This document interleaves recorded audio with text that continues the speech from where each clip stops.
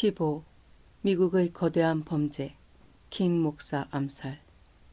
글로벌리즘의 숙주가 된 미국의 범죄, 인류의 재앙. 그러나 미국이 이 반기독교적 권력 엘리트들의 언론과 금융과 정치 군사적 지배력에 유럽을 맡긴 것은 미국 자신에게도 큰 재앙의 원인이 되었다. 이 지배자들은 사실상 은밀하게 심리적 폭력의 기교를 언론과 교육과 문화를 통해 부리며 유럽 통합 운동을 추진하였다. 그럼에도 불구하고 그런 자들에게 유럽 시민들을 내던지듯이 맡겼다는 것은 미국의 큰 실수였다. 그것은 미국 자신의 거대한 재앙으로 이어진 까닭이다. 미국 자신도 유럽과 똑같이 눈에 보이지 않는 속임수 정치 폭력의 희생자가 되었던 것이다. 냉전 체제와 그 이후의 세계 평화 재붕괴 과정이 그 명확한 증거이다.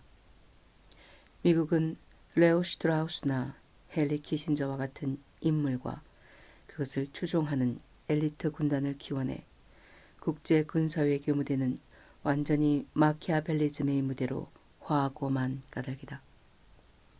이것은 미국의 재앙이 온 세계의 재앙으로 화하게 하는 원인이 되었다. 소련이 붕괴되었어도 그것이 진정한 평화의 기회로 쓰이지 못한 것이다. 나토 산하의 집단안보체제는 금융권을 장악한 글로벌리스트들의 지배이익을 위한 힘으로 둔갑했다. 그리고는 유럽 통합이라는 그럴듯한 명분을 내세워 그런 틀 위에서 유럽의 언론과 교육은 신좌익 사회주의 이데올로기만이 무한 질주를 해온 것이다. 즉 잘못된 방향을 잡은 채 출발한 것이다. 제도권 정치 폭력이란 무엇인가? 한 국가의 합법적 제도의 권력 엘리트들이 자신의 국가와 인류의 공익을 위해 헌신하지 않고 권력 엘리트들 자신의 계급적, 분파적 특수이익을 위해 합법을 가장하여 권력 행사를 하는 것을 말한다. 개인이나 특정 분파의 이익을 위한 행위일 때는 권력 남용이지만 한 국가의 군 통수권이나 통치권을 찬탈하는 왜곡된 권력 행사는 제도권 정치 폭력으로 분류되어야 한다. 이런 경우의 왜곡된 권력 행사는 단순히 권력 남용이 아니고 국가 반역에 해당되는 범죄이다. 그런데 이런 국가 반역은 거의 모든 경우가 외세에 의존되어 범하는 경우가 대부분이다. 그래서 이런 범죄에 가담한 외세는 사실상 전쟁범에 해당되는 죄악을 범하는 상태가 된다. 오늘의 한국 통치권 유고사항은 바로 이 경우에 해당된다.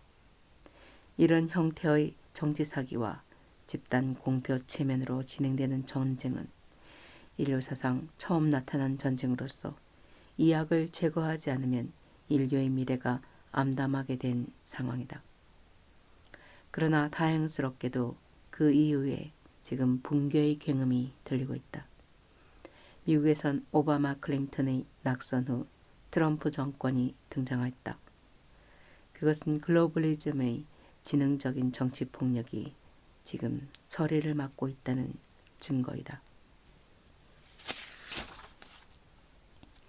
원래 유럽에선 금융과 군사력과 정치력을 일단 소련과의 냉전 체제를 이용해 글로벌리즘의 날개 아래 힘 안 들이고 모아놓을 수 있었다.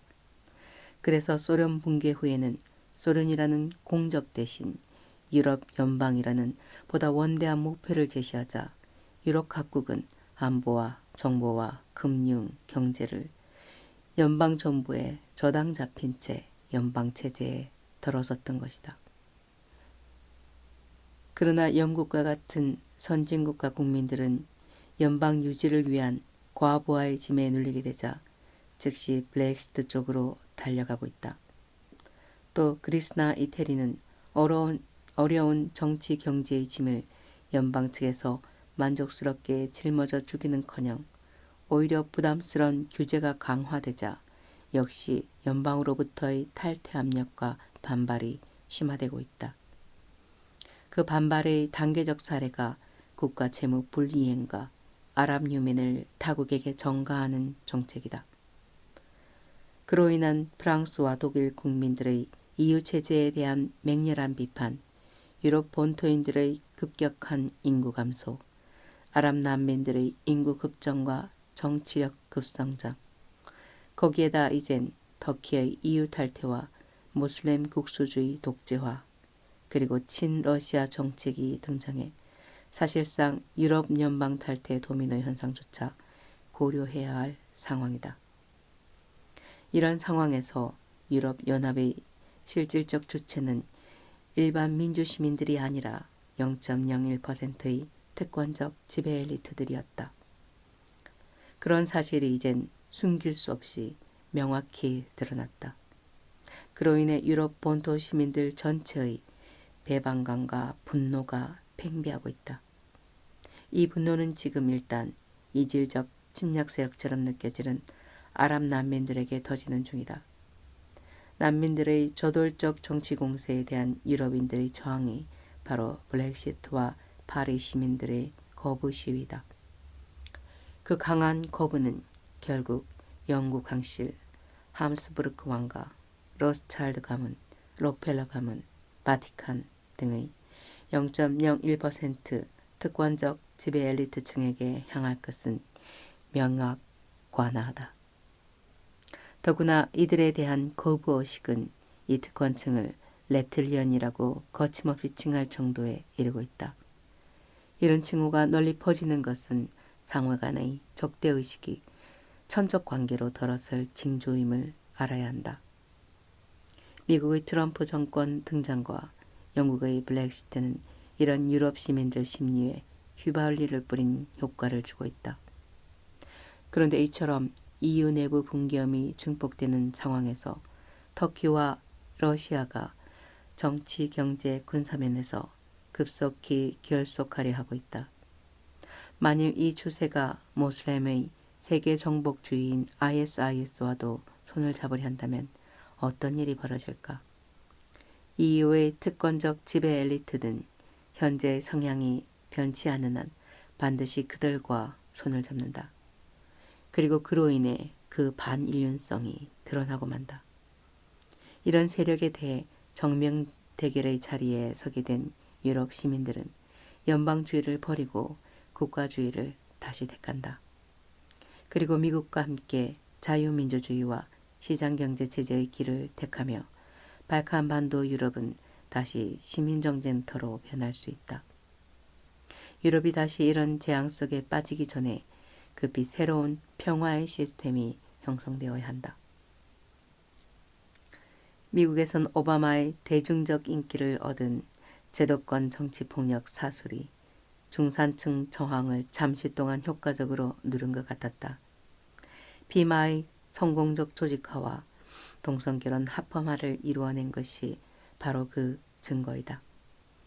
그래서 오바마는 오만하게 초헌법적으로 미국은 더 이상 기독교 국가가 아니다 하고 선언했다.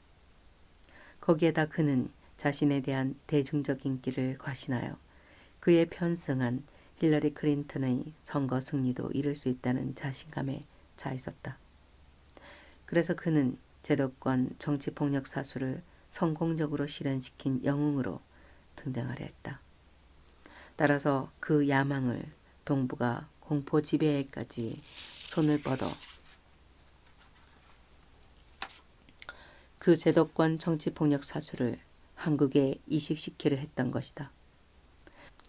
그러나 혼련이 일어난 트럼프 정치 돌풍에 휘말려 선거에서 패배했다. 그에 따라 글로벌리즘의 반인륜적 속성이 있는 그대로 폭로되었다.